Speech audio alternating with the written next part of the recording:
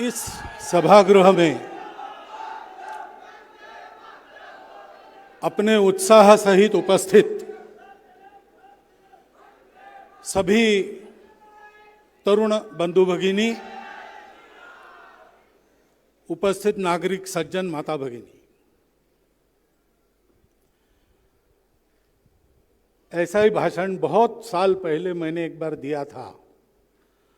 उसका प्रारंभ जिस वाक्य से किया था उसी वाक्य से इस भाषण का भी मैं प्रारंभ करता हूं। आपका जोश बहुत प्रेरक है, लेकिन मैं यहां होश की बात करने के लिए आया हूं।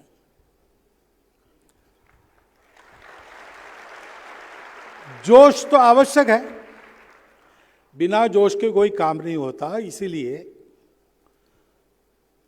तरुणों को कहा जाता है कि तरुण सारे काम करते हैं, क्योंकि तरुणाई जोश का दूसरा नाम है, जोश तरुणाई का दूसरा नाम है। परंतु जोश को दिशा चाहिए, और जोश क्षणिक होता है, चाहे जब उसको बुलाकर उससे काम करवा लेने का काम होश करता है। और इसलिए आज अपने स्वतंत्रता के इस अमृत महोत्सव के वर्ष में 14 अगस्त को हम लोग यहां बैठे हैं और हमने ये नाम दिया है कि 2047 की हमारी विजन क्या है और हमारी एक्शन क्या हो। तो इसमें कोई दो राय नहीं कि उस विजन और एक्शन के लिए ताकत और उत्साह चाहिए, जोश और हिम्मत चाहिए, परंतु उसके साथ साथ उसकी एक दिशा चाहिए। और उस दिशा को समझने के लिए होश के साथ विचार करना पड़ता है। हमको 2047 में भारत को बड़ा करना है। अब अपने आप को बड़ा करना है तो भी बहुत सारे परिश्रम करने पड़ते हैं। यहां तो पूरा देश खड़ा करना है, तो क्या क्या करना पड़ेगा। हमारे सामने वो सारा इतिहास एक नृत्य के द्वारा प्रस्तुत किया गया। वो जो कहानी है देश को बड़ा करने की, वो हमेशा खून से, पसीने से, आंसुओं से लिखी जाती है। नारे तो उस पर बाद में लगते हैं, पता नहीं उस समय नारे लगे कि नहीं। और इतना तो पता है कि वंदे मातरम के नारे लगे तो अंडमान में जाना पड़ा काले पानी की सजा भुगतने के लिए।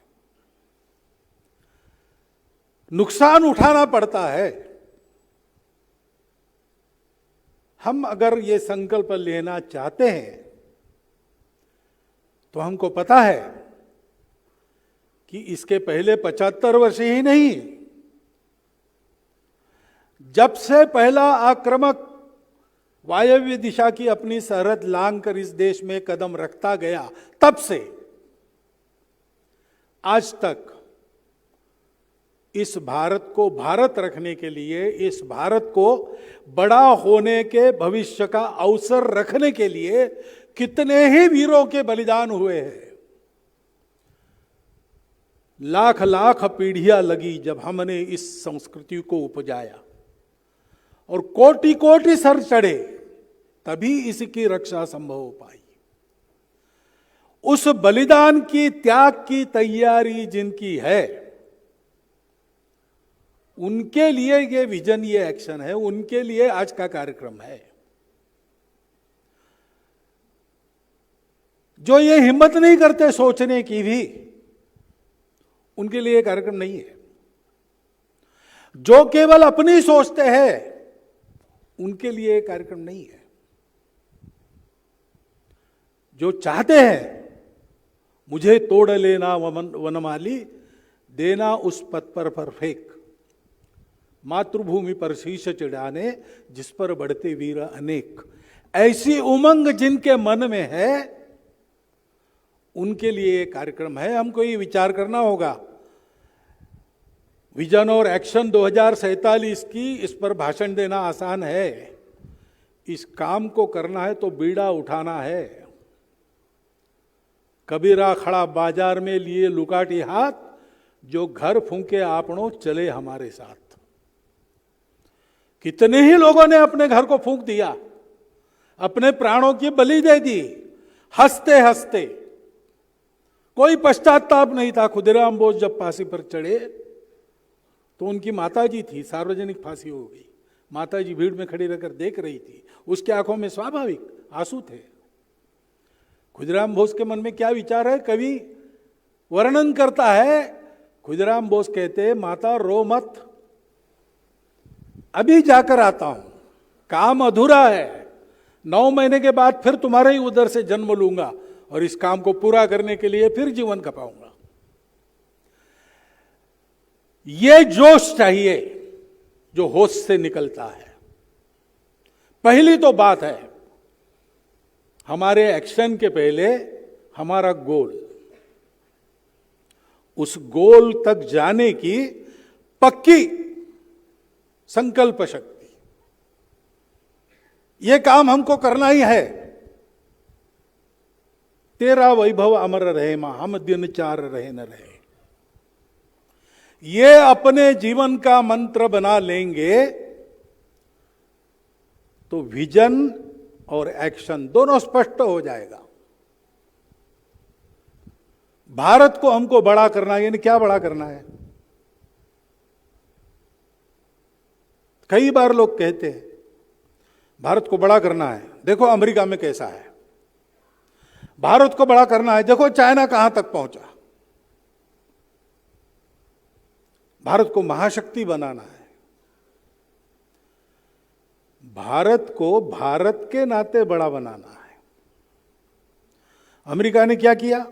अमेरिका बड़ा तो बना है, बलाढ्य है, संपन्न है, ज्ञान विज्ञान के क्षेत्र में आगे है, लेकिन सारी दुनिया पर अपनी व्यवस्था लादने का डंडा चलाता है, क्योंकि अपनी छोटी सी जनसंख्या के लिए उसको बहुत सारे संसाधन चाहिए। चीन भी बड़ा बना है, आगे गया है, लेकिन अपने सामर्थ्य का उपयोग अन्य देशों के टुकड़े अलग करके अपने साम्राज्य का विस्तार करने के लिए करता है। क्या भारत को ऐसा बनना है? ये भारत नहीं है। भारत एक स्वभाव है। भारत ने जाना है, इतिहास ने जब आंखें खोली तब उसको ज्ञान संपन्न भारत मिला। वो ज्ञान क्या था? वो ज्ञान है संपूर्ण अस्तित्व की एकता का ज्ञान। अधूरे ज्ञान में आज भी दुनिया भटक रही है। बहुत प्रगति हुई है, बहुत सुविधाएं मिली है, बहुत सारा भौतिक ज्ञान का विस्तार हुआ है, परंतु आज भी कोरोना जैसी बीमारी सारे विश्व को 2 साल के लिए पंगु बना देती है। और उस महाआपदा में सबसे आगे कौन रहता है? सबसे ठीक कौन रहता है? भारत रहता है। क्यों रहता है? क्योंकि अधूरी दृष्टि जो प्रचलित है उसके पास जोड़ने वाले तत्व का ज्ञान नहीं। भारत के प्राचीन पूर्वजों ने वो ज्ञान प्राप्त किया। उन्होंने ये जाना जो आज का प्रगत विज्ञान कहता है, एवरीथिंग इज रिलेटेड। सारा विश्व एक से निपजा है और एक से एक के कारण हम सबका संबंध है। हम दिखते अलग अलग है, बरतते अलग अलग है, खाते पीते अलग अलग है, पूजा अलग अलग करते हैं, सब प्रकार की बातें अलग अलग है, सृष्टि में विविध रंग रूप है, परंतु ये सारे एक स्तर तक भासमान रहते हैं। वास्तविकता, एब्सोल्यूट रियलिटी क्या है? Unity of the existence. उसको देखते हुए सारा व्यवहार करना चाहिए, तो भौतिक जीवन भी सुखी होगा और मृत्यु को लांघकर हम लोग अमर हो जाएंगे। ये अगर मुझे पता है और मैं मानता हूं इस विश्व की एकता को, तो सारे विश्व को ये ज्ञान देने के लिए मेरा जन्म है। इसके प्रकाश में ये जीवन विद्या देने के लिए मेरा जन्म है। एतद् देश प्रसूतस्य सकाशादग्र जन्मनाथ स्वम स्वम चरित्रम शिक्षेरन पृथिव्याम सर्वमानवा। और इसलिए आज भी सृष्टि की इन विविधताओं को आपस के कलह में न उलझाते हुए सबको साथ लेकर कैसे चलना, सबको साथ लेकर आगे कैसे बढ़ना, इसको अगर दुनिया को किसी से सीखना है तो दुनिया कहती कि हम इसको भारत से सीखें। डायवर्सिटी का मैनेजमेंट कैसा करता है, भारत से सीखें। पर्यावरण और विकास साथ में कैसे चल सकते हैं, विकसित भारत की जो अवस्था थी उसको देखिए। काल सुसंगत उसका रूप खड़ा करना पड़ेगा, लेकिन उसको देखिए। सब प्रकार की परस्पर विरोधी दुविधाओं से दुनिया भरी है। दुनिया का यही स्वरूप है, उसमें द्वैत है। लेकिन अद्वैत की भूमि पर पक्का खड़ा रहकर द्वैत की दुविधा को ठीक से चलाना, managing the diversities, managing the dualities, ये कहां से आएगा? भारत से आएगा। उसको देने वाला भारत हमको खड़ा करना है। भारत का वो रूप है, भारत का वो अर्थ है, भारत का वो भाव है। अपने संविधान की प्रस्तावना में, अपने संविधान के मार्गदर्शक तत्वों में और अपने संविधान में नागरिक अधिकारों के साथ नागरिक कर्तव्य स्पष्टतया उल्लेखित है। इस बात के पीछे भारत का ही वो स्वभाव है। ये आज की बात नहीं है। भारत कोई दुनिया के पटल पर आज जन्मा हुआ देश नहीं है। अंग्रेजों ने जिसको एक किया ऐसा देश नहीं है। आक्रामकों के कारण जिसमें एकता आई ऐसा देश नहीं है।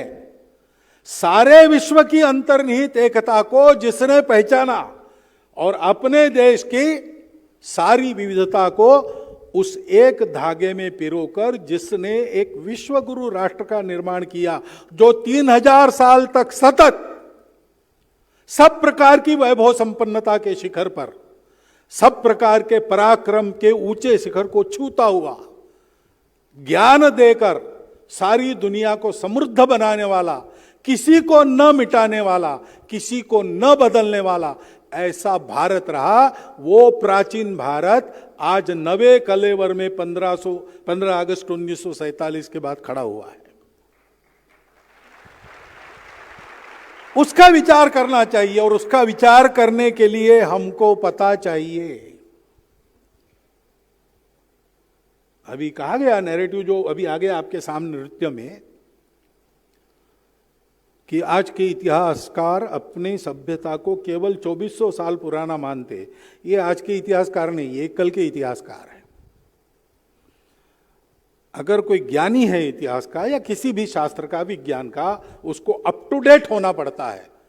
और अप टू डेट नॉलेज क्या है? राखी गढ़ी के उत्खनन से बाहर आया है कि कम से कम 9000 साल पुरानी, जिसको सिंधु सरस्वती सभ्यता कहते हैं, वो उत्तर दक्षिण पूर्व पश्चिम पूरी भारतव्यापी सभ्यता थी और ईसा पूर्व 9000 साल कम से कम पुरानी है। हमको ये सीखना पड़ेगा। अभी ये ज्ञान है लेकिन हमारे सामने नहीं, हमारे पाठ्य पुस्तकों में नहीं। अंग्रेजों ने जो यहां परंपरा डाली उसमें धो गया है ये स्मरण। हमको उसको याद करना पड़ेगा, उसके लिए ढूंढना पड़ेगा। पाठ्यक्रम बदलेगा, फिर पुस्तकों में आएगा, फिर हम पढ़ेंगे। रुकने की फुर्सत नहीं है। शीघ्रातिशीघ्र भारत को बड़ा करना है। हमको ये प्राप्त करना पड़ेगा। ये उपलब्ध है, खोजेंगे तो मिलेगा, खोजना पड़ेगा। भारत की वास्तविकता को हमको जानना पड़ेगा। इतना बड़ा भूगोल था भारत का, छोटा क्यों हो गया? संस्कृत का व्याकरण जिस जगह पर जन्मा, वो जगह आज भारत में क्यों नहीं है नहीं है, उसके पीछे किसकी रंजिश है, क्या है, वो बात छोड़ दो। लेकिन कारणों को समझना पड़ेगा। हम इस भारत को भूल गए, हम इस अपने अंतर्निहित एकता के सूत्र को भूल गए। विदेशों के आक्रामक तो बाद में चढ़कर आए, पहले तो हमने ही अपनों को भुला दिया। हमने ही जात पात की दीवारें खड़ी कर दी, जो व्यवस्थाएं थी उनको हमने दरिया, जो चौड़ी खाइया बना दिया, जो हमको दूर रखती है। और अज्ञानवश उसी को धर्म मानकर चलते रहे। धर्म के नाम पर कितना बड़ा अधर्म हुआ, शास्त्र में नहीं है, महापुरुषों के उपदेश में नहीं है। हमारे जो आत्मविस्मृति के कारण छोटे अहंकार बड़े हुए, उसके कारण यह हुआ। उन छोटे अहंकारों को हवा देकर हमको आपस में लड़ाने की साजिशें बाद में विदेशियों ने की और स्वतंत्र भारत में आज भी चलती है। वो समझ में आना चाहिए, उससे सावधान होना चाहिए। इसलिए उस भारत को जानना पड़ेगा जो विश्वगुरु था, जो तपस्वी था, त्यागी था, परम वैभव संपन्न होने के बाद भी सारी दुनिया को खिलाता था, परम बल संपन्न होने के बाद भी किसी को पीड़ा न देते हुए दुर्बलों की रक्षा करता था। यह हमारा इतिहास है, उसको जानना पड़ेगा। जो इतिहास हमको कहता है कि तुम्हारे पूर्वजों ने कोई रण गौरव, धन गौरव प्राप्त नहीं किया, उनको सिकंदर से लेकर तो अभी तक अपने देश की सीमाओं का उल्लंघन करने वालों के साथ जो कड़ा संघर्ष हमने किया है और पग पग पर विजय पाई है, कभी लड़ाइयां हारे होंगे, युद्ध कभी नहीं हारा है। ये जो हमारा इतिहास है संघर्ष का, वो बताना पड़ेगा। कितने ही आघात हमने झेले हैं, कितनी ही परिस्थितियां झेली है, हम चलते आए। अमृत पीकर दुनिया मरती लो, अमर हुआ मैं विष पीकर, ऐसा मृत्युंजय हमारा इतिहास है। वो हमको सुनना पड़ेगा, वो हमको समझना पड़ेगा, उसको बताना पड़ेगा। हम अमृतत्व के पुत्र हैं, वो हमारा भारत है। उस भारत के सत्य को जानना, समझना, ये दूसरी आवश्यक शर्त है। पहली मैंने बताई, इस रास्ते पर कदम बढ़ाना है तो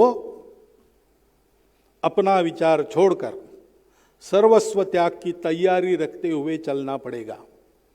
ये स्वतंत्रता मिली हमको ऐसे ही नहीं मिली, कितने बलिदान हुए, सब प्रकार के परिश्रम हुए, रणांगण में बलिदान हुए, शांतता में सत्याग्रह भी हुए, लोगों ने तरह तरह से अपने जीवन लगाए। किसी ने अपने आप को फांसी पर चढ़ा दिया हंसते हंसते, किसी ने विज्ञान के अनुसंधान में अपने आप को इसलिए लगाया कि इस क्षेत्र में भी भारत का नाम बड़ा होना है। जगदीश चंद्र बसु क्यों रिसर्च करते थे? रविंद्रनाथ टैगोर से चर्चा में उनको यह प्रेरणा मिली और इसलिए पहला विषय उन्होंने चुना भारत के सनातन तत्वज्ञान के आधार पर। चराचर अगर चैतन्यमय है तो वनस्पतियों को भी प्राण है, उनसे भी बात की जा सकती है। हर्ष शोक की संवेदना वहां भी अनुभूति में लाई जा सकती है। ये उनका संशोधन है। बहुत कठिन परिस्थिति में अपनी लैबोरेटरी क्यों चलाते थे? इसलिए कि भारत को विज्ञान के क्षेत्र में आगे ले जाना है। प्रसिद्ध बंगाल केमिकल्स क्यों चला है? वो कोई किसी को केमिकल्स का व्यापार करना था इसलिए नहीं चला। इस क्षेत्र में भी भारत को आगे जाना है। अपनी बनाई हुई सबसे अच्छी तिजोरी केवल मैं भारतीय हूं इसलिए नकारी गई। गोरा आदमी, उसने अपने आदमी को आगे बढ़ाया। ताला मैंने बनाया, वो धुतकार दिया, वो सबसे अच्छा था। भारतीयों का मान व्यापार में भी आगे बढ़े, इसलिए टाटा उद्योग की सृजना हुई और टाटा उद्योग उधर स्थापन हुआ। उसका कारण विवेकानंद है। जमशेदजी टाटा से उनकी जहाज पर चर्चा हुई थी। टाटा ने व्यापार किया और इंस्टीट्यूट ऑफ साइंस भी खोली। इसके पीछे विवेकानंद की प्रेरणा है।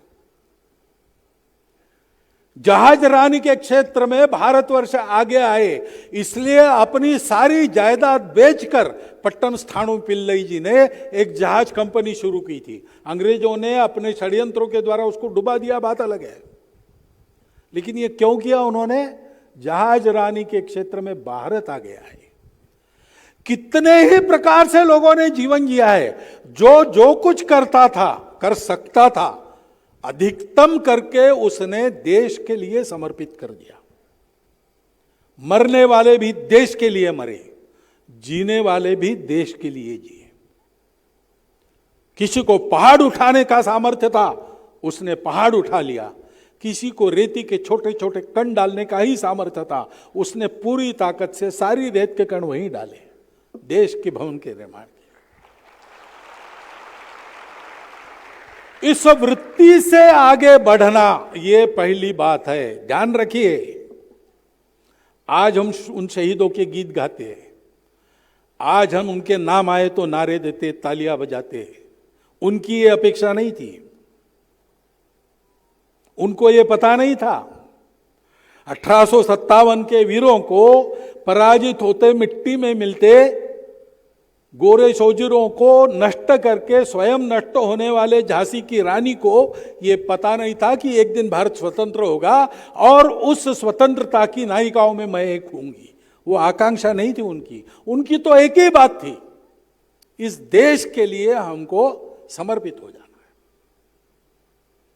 आज वो ग्लैमर दिखता है, इन जीवनों की वो जो दीप्ति है, वो आज हम देख पाते हैं। उस समय उनको उपेक्षा मिली थी, उस समय उनको सहायता नहीं मिली थी, उस समय कितनों को अकेला मरना पड़ा, कितने बर्बाद हो गए। नाम जो जानते हैं हम, उससे कम से कम 50 गुना अधिक नाम जिनको हम नहीं जानते, ऐसे लोग हैं। अज्ञात क्रांतिकारकों के सुदूर जंगलों में किसी को पता न चले, ऐसे अंत्य संस्कार करने पड़े। इस जीवन को हंसते हंसते वर्ण करने की हिम्मत जिनकी है, वो ये कर सकते हैं। और उस हिम्मत के साथ जानकारी चाहिए, भारत क्या है। भारत संपूर्ण विश्व को सबको जोड़ने का मंत्र देने वाला भारत है। भारत सारे विश्व को अहिंसा सिखाता है, उसी समय विश्व की सारी हिंसा का दमन करने का बाहुबल अपने बाहुबल में रखता है। वो क्षमा कर सकता है, वो सजा भी दे सकता है। इस प्रकार का सामर्थ्य उसके पास शक्ति है, लेकिन वो शक्ति को धारण कर सकता है, तभी उसके पास है। गंगा उतरी भारत में शिव जी के मस्तक पर, क्योंकि अन्य कोई धारण करने वाला नहीं था। विश्व की शक्तियों को धारण करके देशों ने क्या क्या अत्याचार किए, आधुनिक इतिहास में हम देख सकते हैं। शक्ति का अवतरण जर्मनी में हुआ, हिटलर पैदा हुआ। शक्ति का अवतरण अमेरिका में हुआ, हिरोशिमा नागासाकी बेचिराग हो गए। शक्ति का अवतरण चीन में थोड़ा हो गया, तो दुनिया में क्या क्या हो रहा है हम देख लेंगे। भारत को शक्ति मिली, भारत ने क्या किया? भारत ने उस शक्ति का उपयोग विश्व के लिए विष पीकर विश्व को बचाने का काम करने में किया।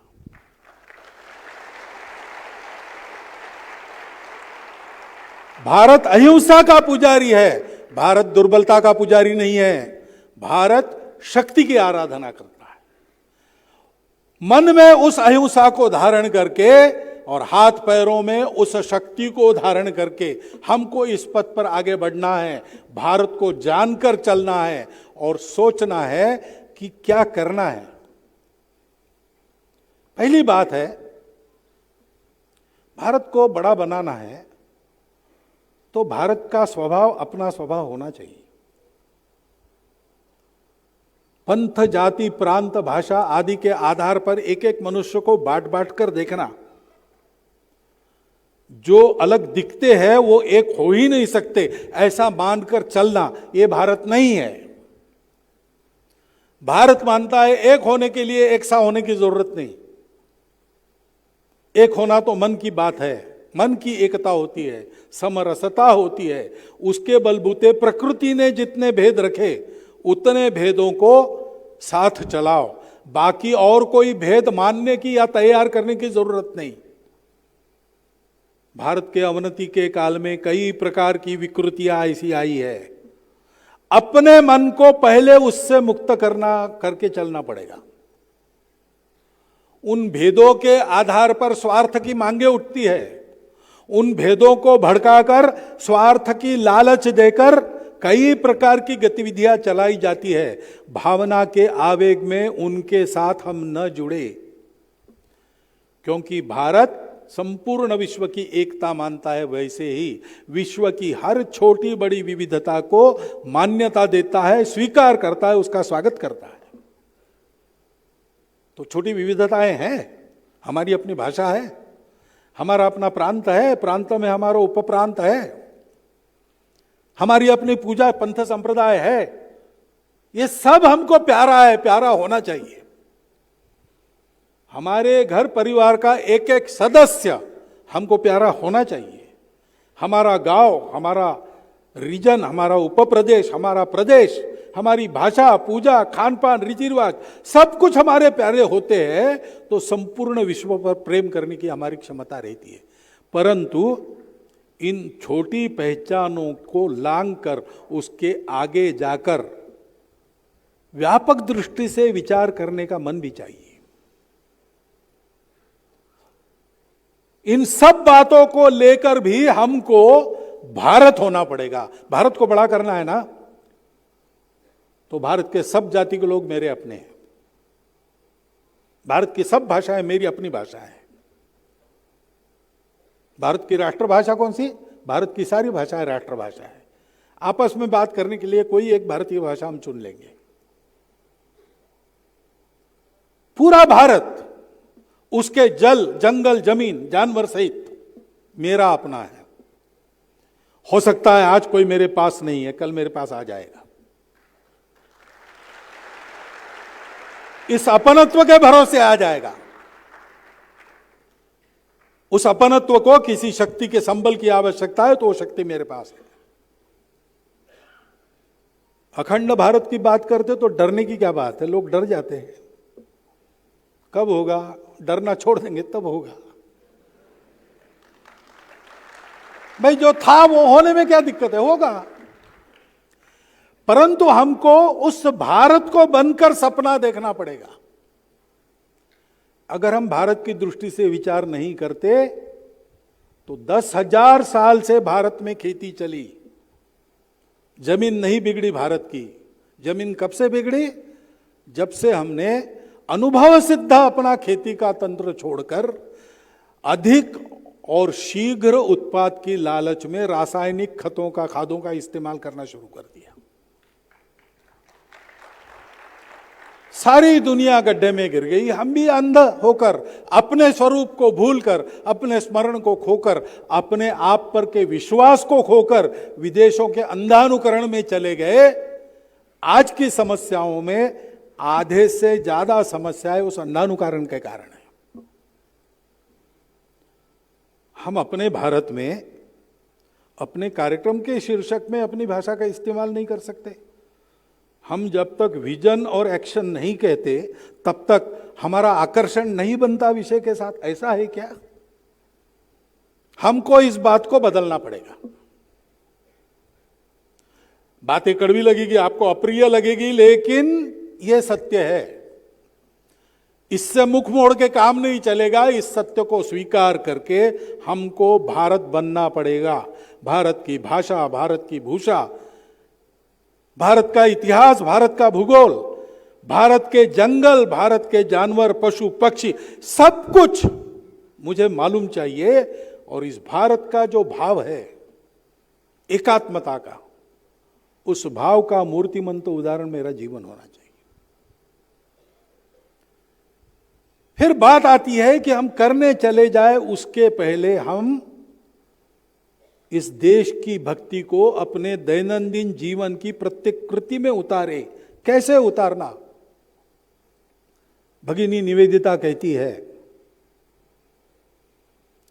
कि स्वतंत्र देश में देशभक्ति का रूप होता है नागरिक अनुशासन।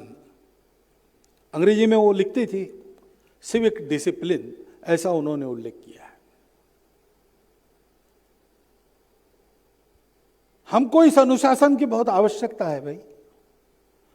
जिस देश के धर्म के 4 पैरों में एक है शुचिता, अंतर्बाह्य स्वच्छता, वहां स्वच्छता के अभियान चलाने पड़ते हैं। और अभियान चलाने के बाद भी अभी भी रास्ते के दोनों तरफ कई जगह कचरों के दर्शन होते हैं। तो हम बातें करेंगे बड़े भारत की और छोटी बातें ऐसी ही छोड़ देंगे तो कैसे चलेगा। धर्म प्राण भारत की बात करेंगे, सत्य जिसका धर्म है, करुणा जिसका, सत्य जिसका अंग है, करुणा जिसका अंग है, शुचिता अंग है और तपस्या अंग है। हम ऐसी अस्वच्छता देखेंगे क्योंकि उस कचरे को जमा करके योग्य जगह डालने में ज्यादा परिश्रम लगता है। फेंक दिया बाजू में तो एक ना एक दिन कारपोरेशन उठा के ले ही जाएगा। इस शॉर्टकट को लेने वाले तपस्या की बात कैसा कर सकेंगे। हमको अपने जीवन को परिश्रम का जीवन बनाना पड़ेगा।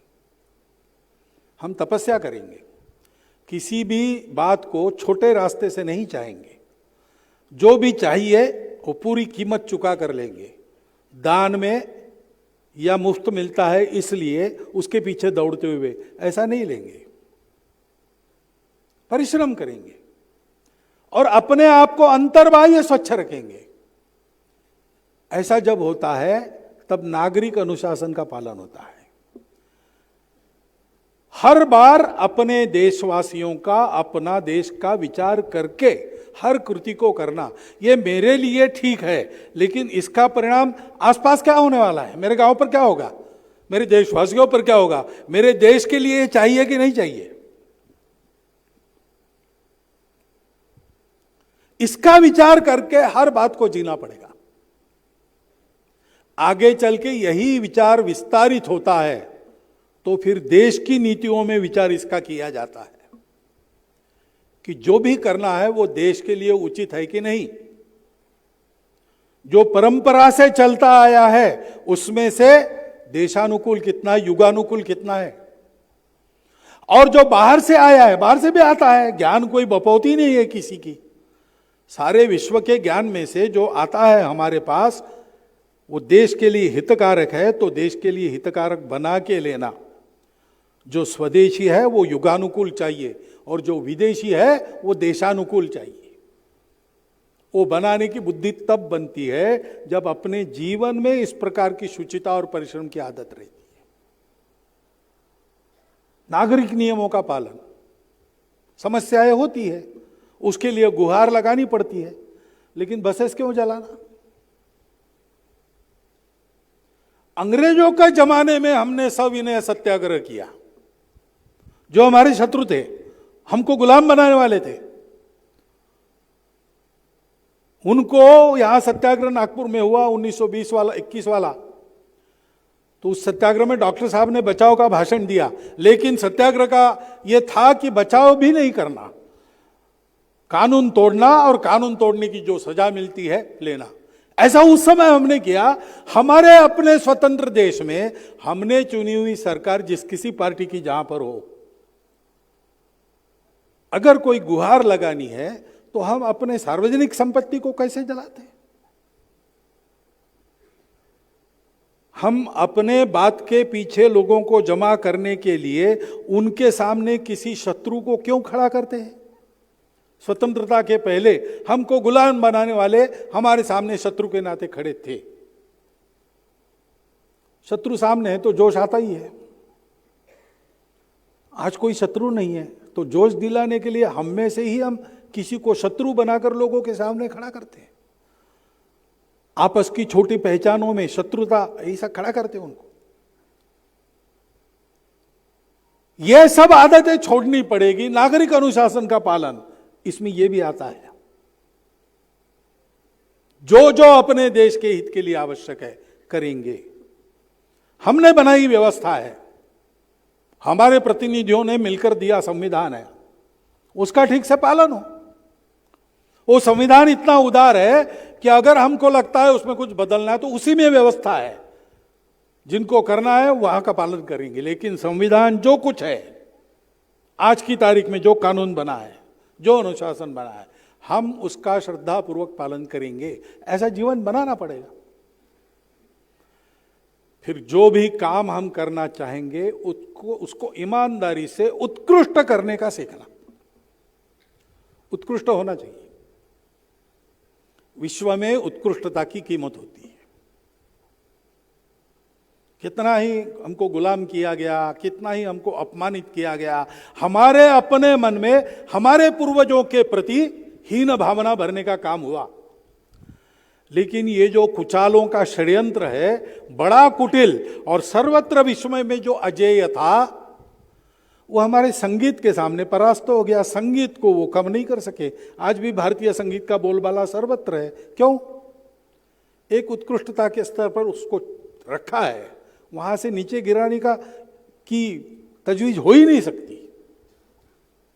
हमारे योग को फिर से मानना पड़ रहा है, संस्कृत भाषा की उपयुक्तता, क्योंकि ये उत्कृष्टता के उस स्तर पर पहुंची है जहां से कभी गिरना नहीं होता है।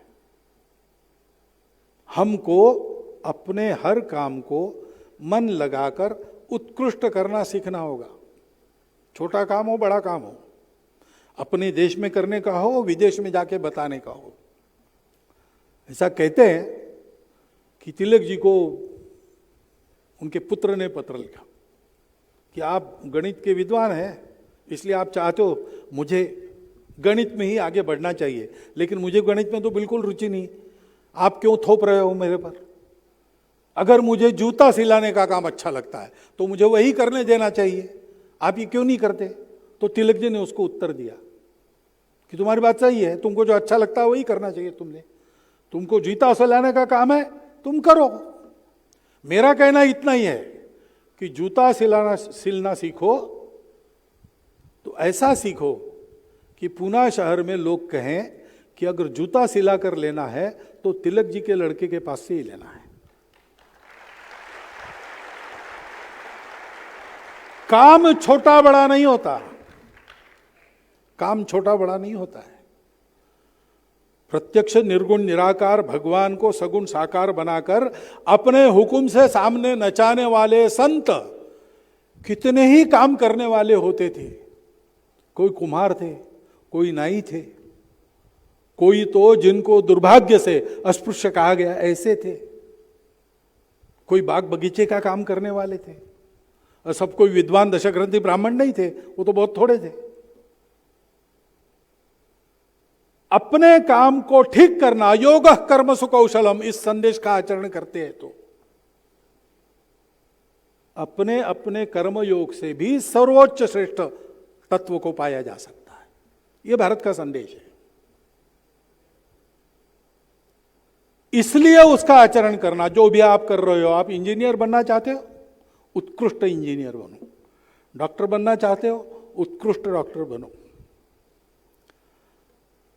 लेकिन कर्म की कुशलता में केवल कर्म उत्कृष्ट करना नहीं होता, कुशलता का एक अर्थ है।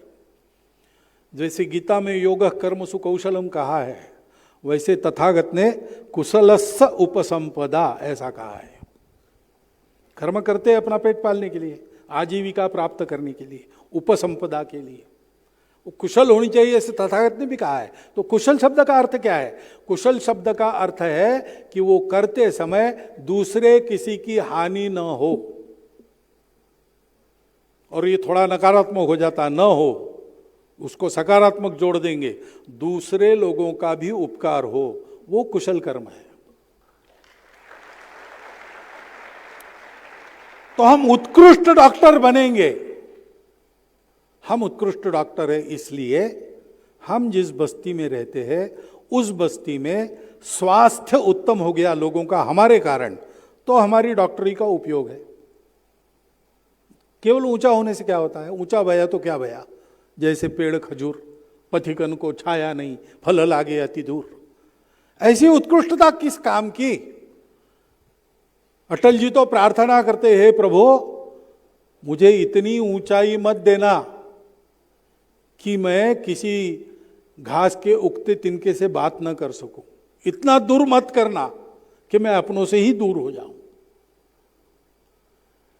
हमको उत्कृष्ट होना है और हमको उपकारी होना है। उपकार यानी अहंकार नहीं।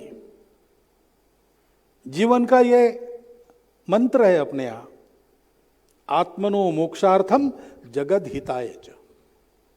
कर्म ऐसा करो, उत्कृष्ट कर्म करो, तो आपके कर्मयोग से ही आप वहां तक जाओगे। लेकिन यह कर्म केवल आत्मनो मोक्षार्थम नहीं होता, आत्मनो मोक्षार्थम जगत हिताय च।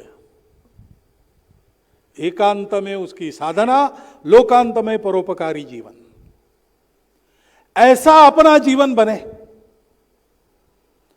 और ऐसा अगर अपना जीवन बनना है तो उस जीवन का जीने वाला मैं हूं, मुझे ठीक रहना चाहिए, मेरी आदतें, मेरा स्वास्थ्य, मेरा व्यायाम, मेरी शिक्षा, उसके लिए समय देना पड़ता है, देना ही चाहिए। अपने परिवार को ठीक रखना पड़ता है, क्योंकि परिवार स्वस्थ रहे तो हम स्वस्थता से सारे काम कर सकते हैं। परिवार की भी चिंता करनी पड़ती है। लेकिन अभी से तीसरी चिंता भी करना सीख लीजिए। रोज मेरे लिए मैं समय देता हूं। अभी मैं कमा नहीं रहा हूं तो मेरे पिताजी माताजी कोई ना कोई पैसा खर्चा कर रहे हैं, कमाई भी जाती है रोज मेरे लिए, मेरे परिवार के लिए भी ऐसा ही होता है, होना ही चाहिए। परंतु तीसरा समाज है, उसके लिए भी रोज मेरा समय और मैं जितना खर्चा कर सकता हूं उतना पैसा खर्चा होना चाहिए। अपने समाज के दुख, दारिद्र्य, अभाव, कष्ट को दूर करने का कोई काम, उसमें मैं रोज समय देता हूं। अभी से आदत लगनी चाहिए।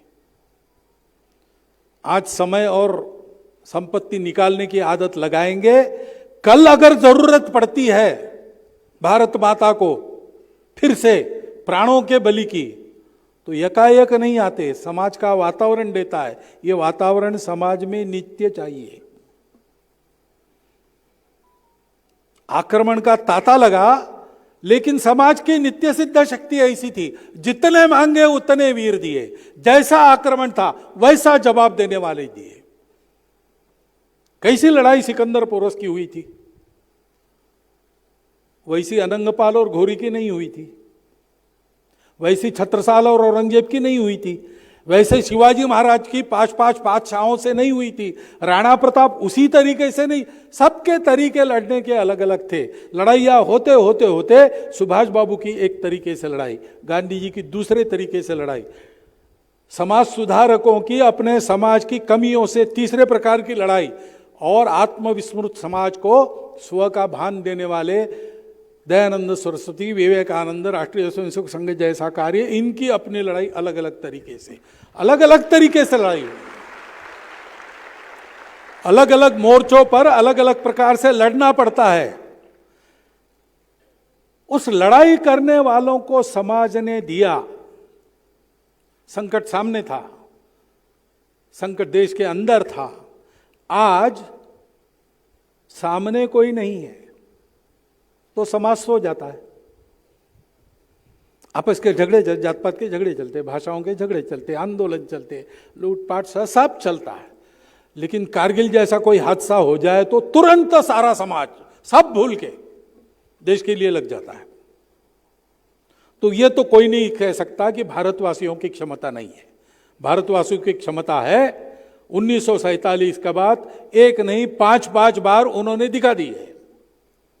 इस भारत को स्वतंत्र रखने को, इस भारत को प्रजातांत्रिक रखने को, इस भारत को सबको समान मानकर चलने वाला भारत बनाकर रखने को यहां का सामान्य व्यक्ति भी कटिबद्ध है। और समय आता है तो परिश्रम करता है, चुनौती संकट आता है तो परिश्रम करता है। ये आज भी है।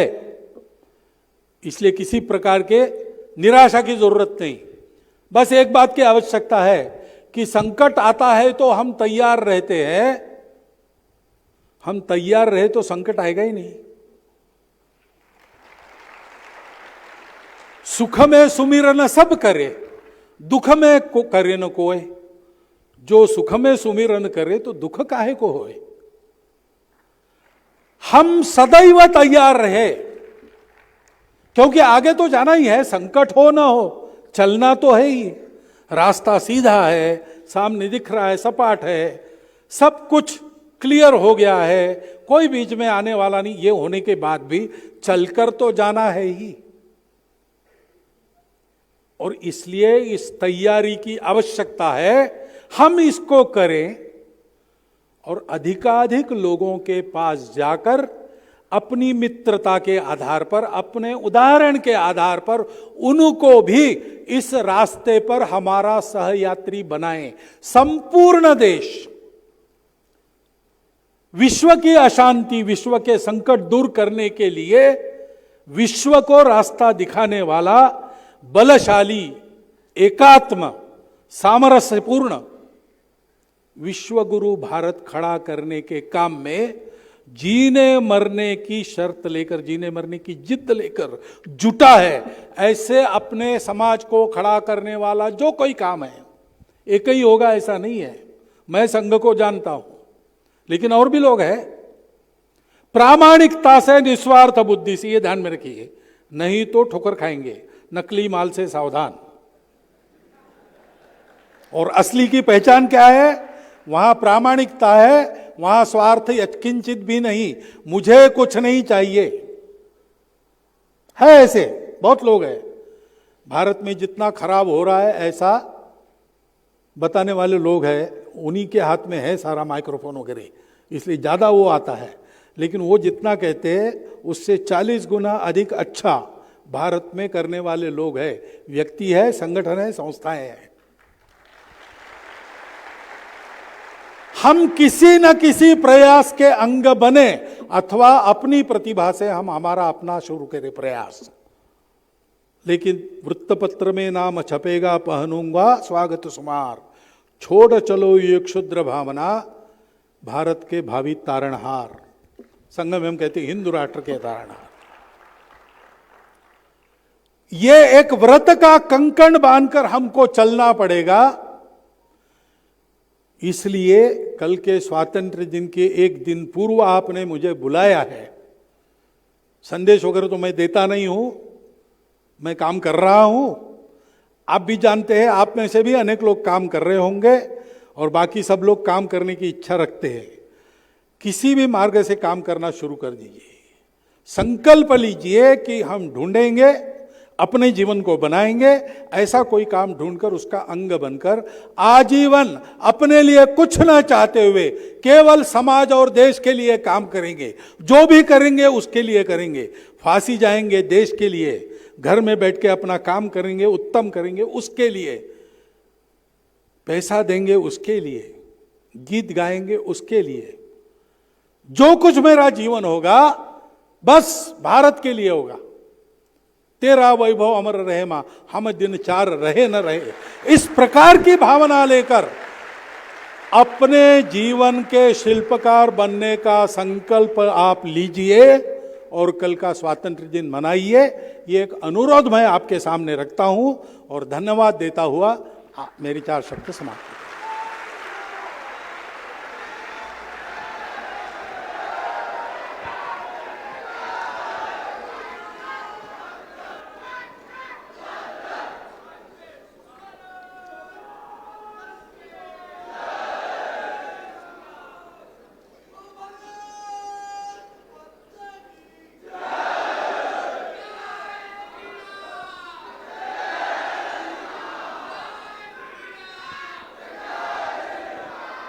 हम अभी कार्यक्रम की आखिरी छोर पे हैं।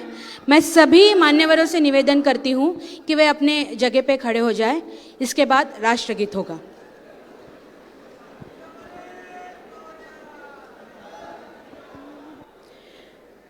जनगण मन अधिनायक जय हे भारत भाग्य विधाता, पंजाब सिंध गुजरात मराठा द्राविड़ उच्छल बंगा, विंध्य हिमाचल यमुना गंगा उच्छल जलधि तरंगा, तव शुभ नामे जागे तव शुभ आशीष मागे, गाए तव जय गाथा, जनगण मंगलदायक जय हे भारत भाग्य विधाता।